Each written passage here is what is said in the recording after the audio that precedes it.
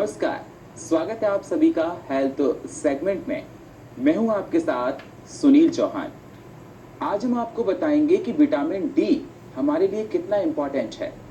Vitamin D सारे vitamin से अलग क्यों है, हमारे इंडियन फूड में विटामिन डी किस तरह से लेना चाहिए, और साथ ही साथ ये बताएंगे कि प्रेग्नेंट वुमेन के लिए विटामिन डी क्यों इतना इम्पोर्टेंट बताया जाता है। इसी पर डिस्कशन करने के लिए हमारे साथ सीनियर डॉक्टर कुमार गांधी हैं। Sir, most welcome. नमस्कार। नमस्कार दर्शकों। डॉक्टर कुमार गांधी से हम जानने की पूरी कोशिश करेंगे कि विटामिन डी की इम्पोर्टेंस क्या है और विटामिन डी को अपनी डाइट में कैसे लें, बच्चों के लिए कैसे इम्पोर्टेंट है, प्रेगनेंसी के लिए कैसे इम्पोर्टेंट है, और हमारी पूरे जीवन में विटामिन डी की इम्पोर्टेंस क्या होती है। लेकिन सबसे पहले आप ये रिपोर्ट देखिए।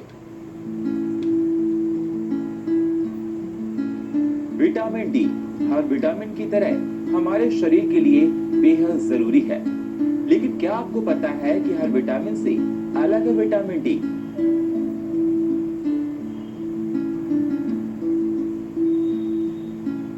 विटामिन डी को हमारे शरीर सूर्य की रोशनी से बना सकता है। मतलब अगर इस विटामिन को हासिल करना है तो हमें चाहिए सूर्य की रोशनी, जो कि बेहद अहम है। ये वो विटामिन है जो हमारे शरीर में कैल्शियम को एब्जॉर्ब करने में मदद करता है। कहा जाए अगर हमारे शरीर में विटामिन डी के अलावा कितना भी कैल्शियम हो, सब बेकार है।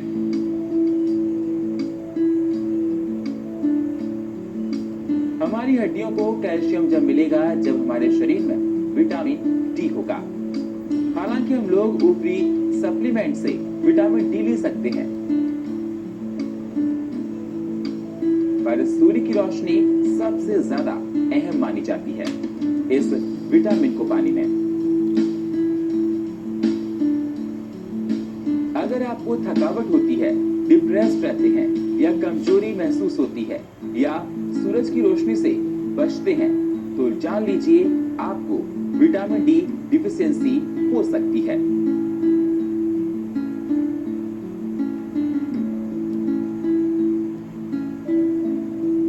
कैसे रहें विटामिन डी की कमी से दूर, विटामिन डी का कैसे करें सेवन, और विटामिन डी की क्या क्या है इंपॉर्टेंस हमारी लाइफ में,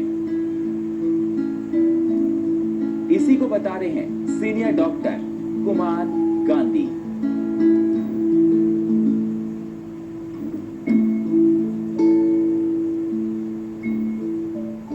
तो जैसा आपने रिपोर्ट में देखा और जाना कि विटामिन डी हमारे लिए बहुत इंपॉर्टेंट है। डॉक्टर गांधी, सबसे पहले आपसे पूछना चाहूंगा कि जिस तरह से हमारी बॉडी में तमाम तरह के विटामिन होते हैं, कौन कौन से हमारी बॉडी में विटामिन होते हैं, और विटामिन डी जो आज हम डिस्कशन कर रहे हैं इस इम्पोर्टेंट टॉपिक पे, हमारे लिए इतना इम्पोर्टेंट क्यों है? बिल्कुल सही पूछा आपने सुनील जी। सबसे पहले तो दर्शकों, आपको सबको नमस्कार। पहली चीज़ ये बताना चाहूँगा कि हमारे शरीर को चलाने के लिए एनर्जी की ज़रूरत होती है। ये एनर्जी हमें अलग अलग 6 प्रकार से मिलती है। Carbohydrate, protein, fat, vitamins, minerals और वाटर। अब इसके अंदर हमारा 4th कंपोनेंट है विटामिन्स। विटामिन्स हमारे शरीर में 13 प्रकार के होते हैं। कुछ होते हैं जो पानी में घुल जाते हैं और कुछ होते हैं जो पानी में नहीं घुलते, सिर्फ फैट में घुलते हैं। बी कॉम्प्लेक्स और विटामिन सी 2 ऐसे कंपोनेंट हैं जो कि वाटर सॉल्यूबल यानी पानी में घुल जाते हैं। आप विटामिन सी की गोली लेके पानी में डालेंगे, घुल जाएगी, आप उसका शरबत बना के पी सकते हैं। लेकिन अगर आप सोचते हैं कि विटामिन ए, डी, ई और के 4 प्रकार के विटामिन ऐसे हैं जो फैट सॉल्यूबल है, अगर पानी में मिलाएंगे नहीं घुलेंगे, ऊपर तैरते रहेंगे। इसे ज़रूरत पड़ती है बॉडी के फैट की, for metabolism and for energy utilisation.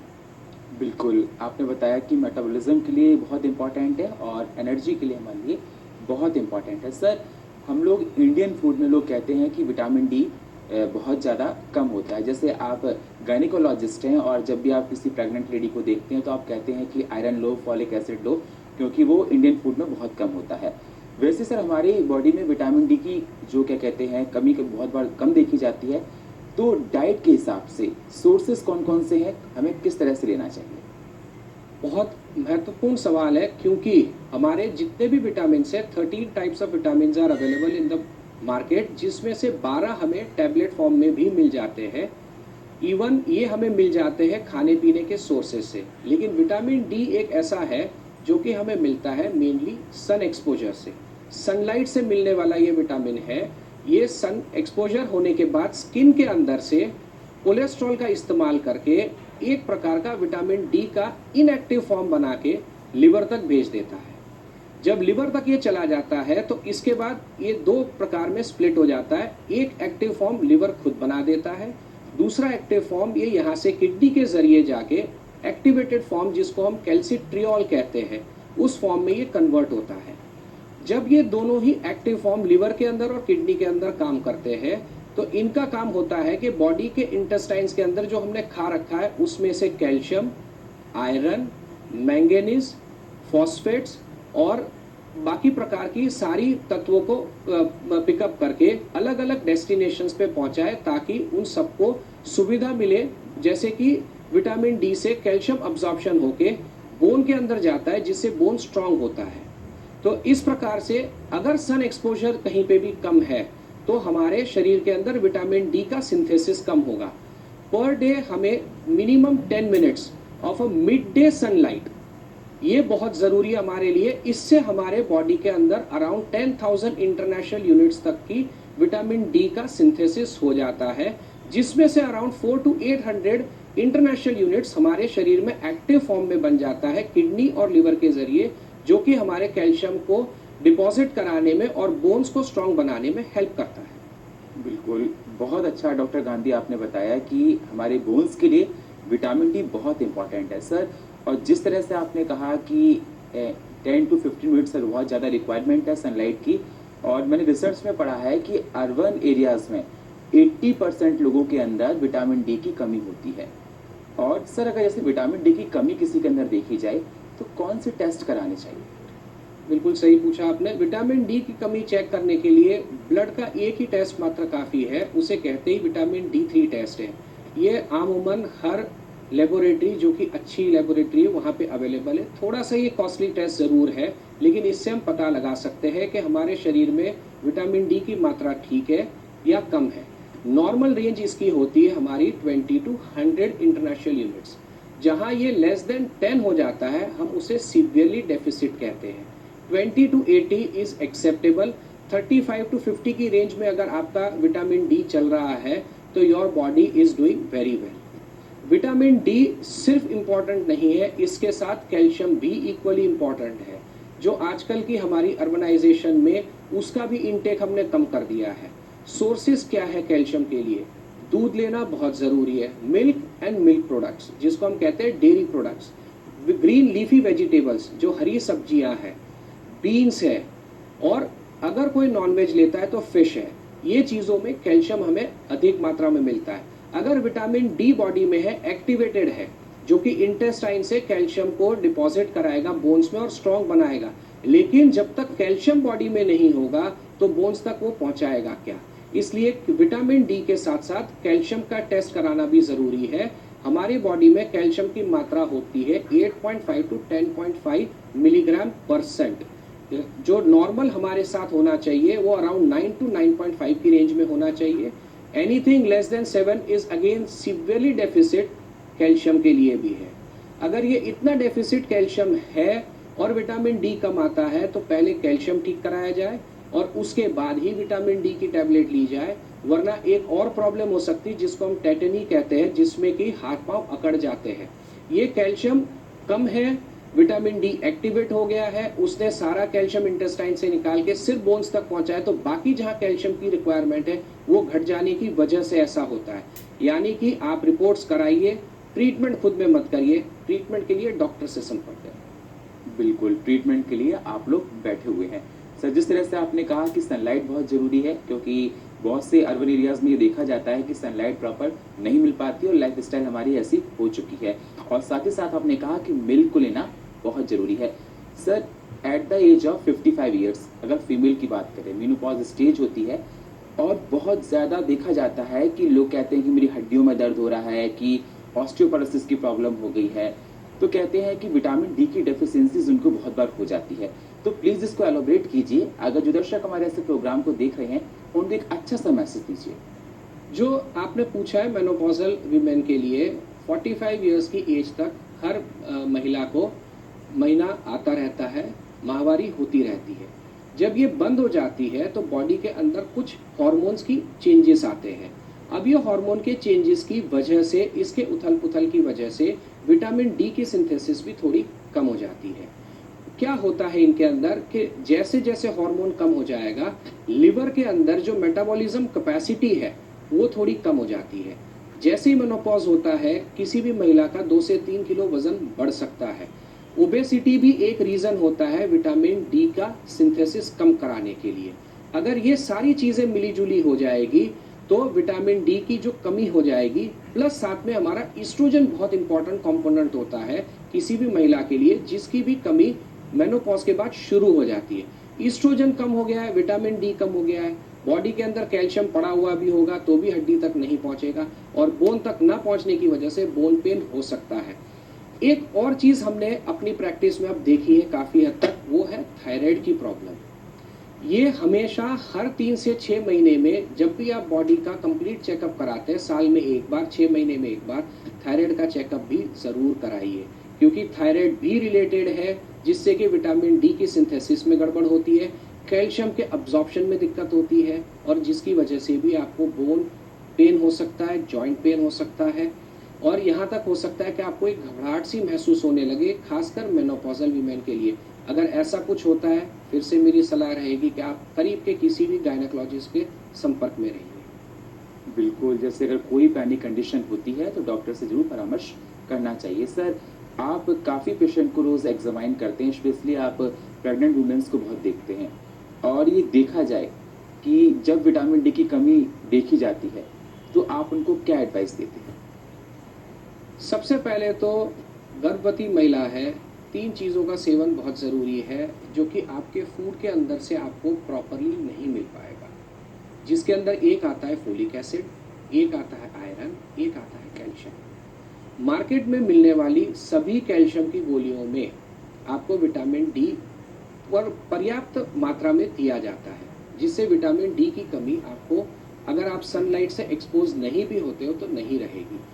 Calcium की रिक्वायरमेंट प्रेग्नेंट वुमन में अराउंड 1500 टू 2000 मिलीग्राम की हो जाती है, क्योंकि यही कैल्शियम बच्चे को भी पहुंचता है। अगर ये सही मात्रा में नहीं लिया जाएगा तो बच्चे के अंदर पैदाइशी एक बीमारी होती है, इसको हम कहते हैं रिकेट्स। ये बीमारी होने का डर होता है, जिससे कि महिला अगर कैल्शियम कम लेगी, बच्चे को कैल्शियम कम मिलेगा, विटामिन डी कम रहेगा, बच्चे को विटामिन डी सिंथेसिस कम होगी, जिसकी वजह से उसके पांव थोड़े खुले रह जाते हैं। मैं अपनी गर्भवती महिला को कहता हूँ आप कैल्शियम लगातार लीजिए, वरना पांव बच्चे के ऐसे टेढ़े पैदा होंगे। उसे बोइंग ऑफ द फीट कहते हैं। ये इसलिए हो जाता है कि बोन में कैल्शियम ना होने से थोड़ा सॉफ्ट हो गया है बोन, और बच्चा जैसे जैसे वजन बढ़ाएगा, खड़ा होने की कोशिश करेगा, खड़ा नहीं हो पाएगा, बोन उस चीज को झेल नहीं सकता है, झेलना ना झेलने की वजह से टेढ़े हो जाते। अगर ये समस्याओं से बचना है, फिर से कैल्शियम और विटामिन डी लेना बहुत ज़रूरी है। थोड़ा सा मैं रिकेट्स के बारे में आगे बताऊंगा। रिकेट्स एक ऐसी चीज़ है कि बेसिकली विटामिन डी का इन्वेंशन रिकेट्स के ज़रिए ही हुआ था। 1922 में एक साइंटिस्ट ने ये कोशिश की कि भाई ये बच्चों के पाँव जो टेढ़े रह रहे हैं, बोइंग हो रही है, तो सनलाइट या सन एक्सपोजर के बाद ये चीज़ अपने आप करेक्ट होती गई। रिसर्च से पता चला कि ये विटामिन डी की कमी से हो रहा है। ये जनरली एक्सरे से हम पता कर सकते हैं। किसी भी बच्चे के जो स्पेशलिस्ट होते हैं, पीडियाट्रिशियन, चाइल्ड स्पेशलिस्ट, जिनका भी आप संपर्क में रहते हैं, जिनसे आप वैक्सीनेशन लगवाते रहते हैं, बच्चे का टीकाकरण होता है, उन्हीं से आप पूछ सकते हैं। और बहुत ही सिंपल ट्रीटमेंट है। विटामिन डी के सैचे आते हैं जो कि पानी में घोल के, जैसे ORS पिलाया जाता है, बच्चे को पिलाना होता है। लेकिन फिर से इसका डोज पीडियाट्रिशियन बच्चे की उम्र और वजन के हिसाब से तय करके आपको बताएंगे। अपने आप में केमिस्ट के जरिए कोई भी दवाई लेके बच्चे को मत दीजिए। बिल्कुल, बहुत अच्छी एडवाइस आपने दी कि जो दर्शक हमारे इस प्रोग्राम को देख रहे हैं, जिस तरह से डॉक्टर गांधी आपको मैसेज दे रहे हैं कि केमिस्ट से आपको कोई बिना डॉक्टर के परामर्श के दवाई नहीं लेनी है, क्योंकि प्रॉब्लम हो सकती है।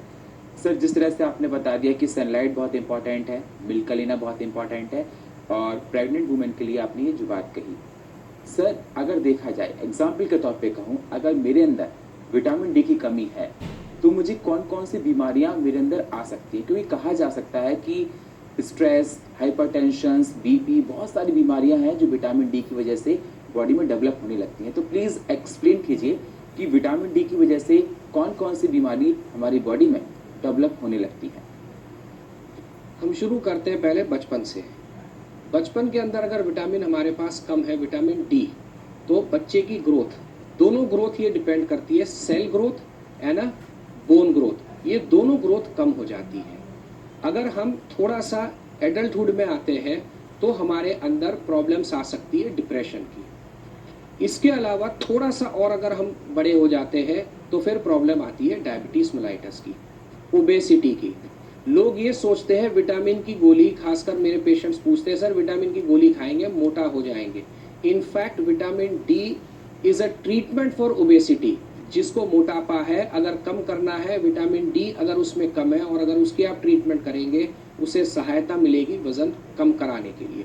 इसके अलावा बहुत वेग हमारे पास लिटरेचर है जिसमें कुछ हद तक के हम कैंसर्स भी कहते हैं जो कि विटामिन डी की कमी से होते हैं, लेकिन इसकी डॉक्यूमेंटेशंस बहुत कम है हमारे पास। यानी हम कैंसर को नहीं जोड़ सकते हैं, लेकिन इसके अलावा बचपन में ग्रोथ, जिससे कि बच्चे की हाइट भी थोड़ी बहुत रुक सकती है।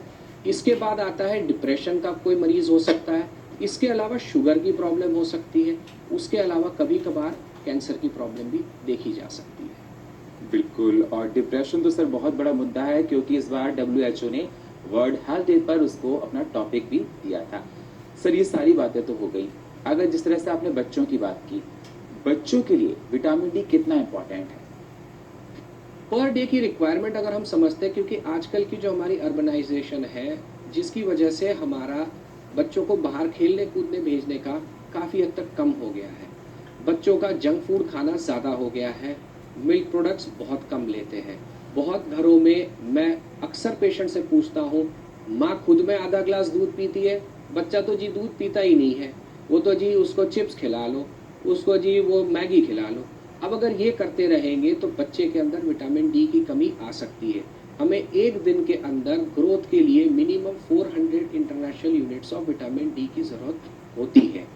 कुछ प्रोडक्ट्स ऐसे अब भी है जिससे हमें कि ये विटामिन डी विदाउट सनलाइट भी मिल सकता है, जिसमें एक आता है चीज़। लेकिन इसके साथ ड्रॉबैक ये है कि अगर आप ज़्यादा चीज़ लेंगे तो बच्चा मोटा होता जाएगा। इसके अलावा ये अवेलेबल है फिश में, यानी कोई नॉनवेज वगैरह लेता है तो fish also is a very good substitute for vitamin D. इसके अलावा एग वाइट और एग येलो दोनों में हमें विटामिन डी मिलता है। ये तीन के अलावा सिर्फ फोर्टिफाइड मिल्क, जिसमें कि आपको बाहर से लिखा हुआ मिलेगा कि इसमें विटामिन डी ऐड किया है, और उसके अलावा मार्केट में मिलने वाली विटामिन डी की टैबलेट्स, इसके अलावा किसी चीज़ के अंदर विटामिन डी पर्याप्त मात्रा में या किसी भी मात्रा में नहीं है। तो बच्चों को खेलने कूदने दिया जाए, सन एक्सपोजर होना बहुत ज़रूरी है। हम बचपन में बहुत ज़्यादा खेलते थे, ये मई जून का वेकेशन है, गर्मी का मौसम है, लेकिन सुबह 10 बजे तक का टाइम बिल्कुल पर्याप्त है, जिसमें बच्चा अगर जाके खेलता है, शाम को 5 बजे के बाद बच्चे को 1 घंटे खेलने के लिए प्रोत्साहन दीजिए कि बाहर जाके खेले कूदे, जिससे कि बॉडी की एक्टिविटी बढ़ती है, लिवर की एक्टिविटी बढ़ती है, यूरिनेशन बढ़ता है, किडनी अपना एक्टिवेशन बढ़ाती है। जो vitamin D synthesis inactive form में हुआ था वो एक्टिवेट हो जाएगा।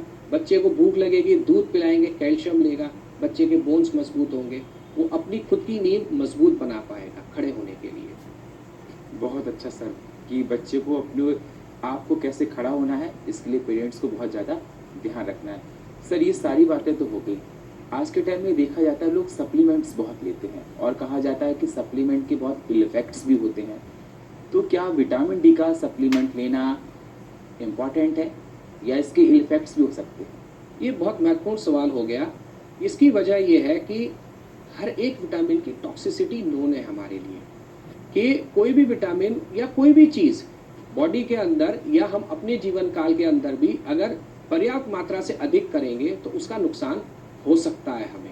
विटामिन डी की विटामिनोसिस होने के लिए, विटामिनोसिस मतलब टॉक्सिसिटी होने के लिए कम से कम 7 साल तक 10,000 इंटरनेशनल यूनिट्स या उससे ज़्यादा मात्रा में अगर हम इंजेस्ट करते रहे तो हमें विटामिन की कॉम्प्लिकेशन हो सकती है। क्या कॉम्प्लिकेशन होते हैं इसके? आपको एक तो चक्कर से महसूस होने लगेंगे, फिर से इससे आपके बोन्स में कमज़ोरी लगने लगेगी, क्योंकि विटामिन डी बहुत ज़्यादा है, उतने मात्रा में कैल्शियम अवेलेबल नहीं है, इसलिए आपको वीकनेस भी लग सकती है। इसके अलावा आपको वॉमिटिंग सी महसूस हो सकती है, बोन पेन फिर से स्टार्ट हो सकता है।